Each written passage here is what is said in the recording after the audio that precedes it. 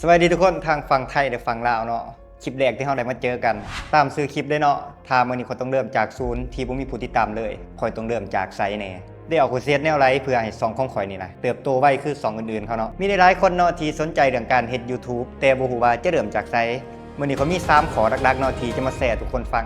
ข้อที่1ก็คือหาตัวละครเนาะหรือจุดเด่นของตัวเฮานะที่เฮ็ดให้คนจื้อเฮาตัวอย่างง่ายๆได้2ข่อยแม่นดิ่งกับตัวข่อยเองเนาะข้อที่2นี่เนาะโคตรสำคัญเลยข่อยจะเริ่มเฮ็ดช็อตหรือว่าคลิปสั้นก่อนเนาะเพื่อเป็นเครื่องมือในการปั่นผู้ติดตาม2เฮาก่อนแน่นอนเนาะถ้าข่อยยอมแพ้แต่แรกข่อยบ่มีคนติดตามแต่ก็บ่มีคนเบิ่งเลยปัจจุบันนี้2ข่อยมีผู้ติดตาม 8,000 คนเนาะเพียงแต่ระยะ3เดือนเท่านั้นแล้วก็ทุกคนเชื่อบ่ว่าคลิปของข่อยมีคลิปนึงที่ฮอด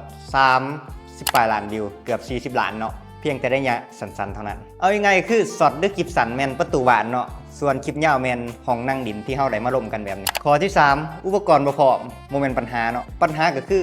ต้องแปลกใหม่ตัวอย่างส่องข่อยเองเนาะถามว่าแปลกบ่โคตรแปลกเลยเนาะมีทั้งคนมีทั้งดิ่งถามว่าพร้อมบ่พร้อมเนาะแต่มันมี AI สมัยนี้เพียงแต่เขียนพร้อมให้มันถนัดเนาะเพียงแต่1-2 นาทีถนัดมันก็ได้คลิปนึงแล้วสรุปก็คือถ้าข่อยต้องเริ่มนับ1ใหม่หรือว่าเริ่มจากศูนย์เนาะ